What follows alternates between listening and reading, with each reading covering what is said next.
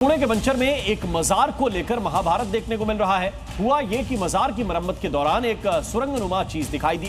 इसके बाद हिंदुओं के एक ग्रुप ने इस पर सवाल उठाए। इतना ही नहीं, सर्वे की मांग भी कर डाली। अब इसके बाद पूरे इलाके में तनाव का माहौल है।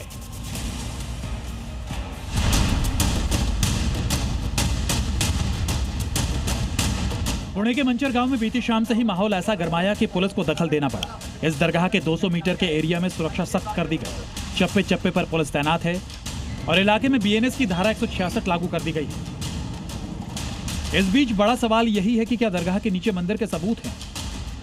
दावा यह है कि मोहम्मद मदनी की यह दरगाह 400 साल पुरानी है। इसका एक हिस्सा जर्जर हो चुका था, लेकिन जब मरम्मत का काम शुरू किया गया तो दरगाह के ठीक नीचे से सुरंगनुमा आकृति दिखाई दी। अब इसी कथित सुरंगों को लेकर संग्राम शुरू हो गया है। पुणे के मंचर में दरगाह के नीचे सुरंग बनाम कब्र की एक अघोषित लड़ाई शुरू हो गई है। खबर यह है कि स्थानीय हिंदुओं का एक ग्रुप इस मुद्दे को लेकर कोर्ट जा सकता है। फिलहाल दरगाह की सर्वे की मांग की जा रही है। हालात को देखते हुए पुलिस ने दरगाह की मरम्मत का काम रोक दिया है। आसपास सुरक्षा बढ़ा दी गई है ताकि किसी भी तरह की मुसीबत से बचा जा सके।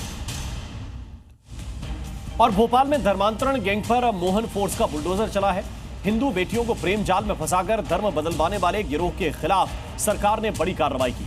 मामला इतना गंभीर था कि मानवाधिकार आयोग तक पहुंच गया और अब सरकार ने साफ कर दिया है कि बेटियों पर अत्याचार करने वालों को किसी भी हाल में बख्शा नहीं जाएगा। गैंग पर बुलडोजर एक्शन हुआ है। फरहान, साद और साहिल के अवैध मकान गिरा दिए गए। पुलिस ने चारों ओर घेराबंदी की। 500 से ज्यादा जवान मौके पर मौजूद रहे।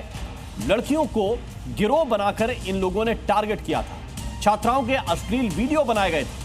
ब्लैकमेल करके धर्म बदलवाने का उन पर दबाव डाला जा रहा था, जिसके बाद यह कार्रवाई हुई है।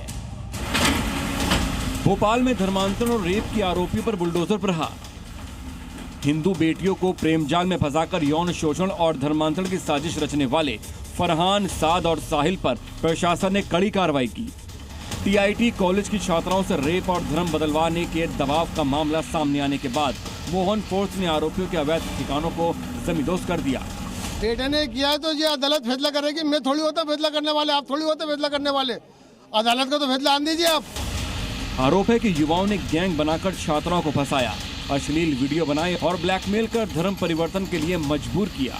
मध्य प्रदेश के मंदसौर में आज एक बड़ा हादसा होने से टल गया।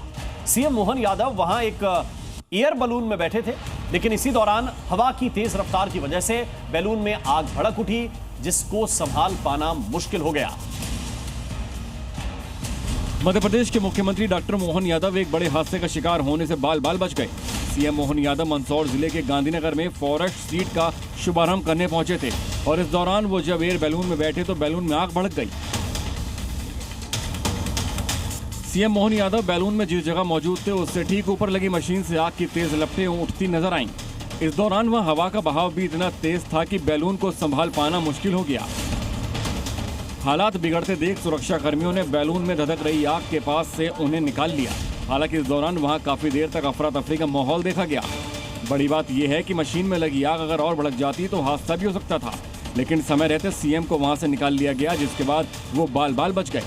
इस हादसे के बाद सीएम हेलीकॉप्टर से इंदौर के लिए निकल गए, लेकिन उससे पहले उन्होंने चंबल नदी में बोटिंग भी की थी और लोगों से वहां पहुंचकर प्राकृतिक सुंदरता को देखने की अपील भी की। ब्यूरो रिपोर्ट, जी मीडिया। और सीएम मोहन यादव को एयर बैलून से सुरक्षित निकाल लिया गया, जिसके बाद उनका बयान भी सामने आया, जिसमें हवा की गति तेज होने की वजह से बैलेंस बिगड़ गया, उन्होंने कहा, और इसी वजह से आग भी धधक उठी। यद्यपि हवा बहुत है आज, तो हवा के कारण से बैलून का एक निश्चित हवा का प्रवाह जब रहता है उसमें बहुत आनंद से ऊपर उड़ता है, लेकिन ज़्यादा हवा होती तो पर्यटकों को सावधानी के लिए ये नीचे से अपनी ऊपर की गति नहीं ले पाता। मैं आज बीती रात से गांधी सागर के इस पर्यटन ग्राम में हूँ। मध्य प्रदेश टूरिज्म कॉरपोरेशन के माध्यम से अद्भुत स्थान डेवलप हुआ है हमारे प्रदेश के अंदर। मध्य प्रदेश के अंदर ऐसे पर्यटक केंद्र खासकर गांधी सागर टाइप के बहुत बिरले हैं।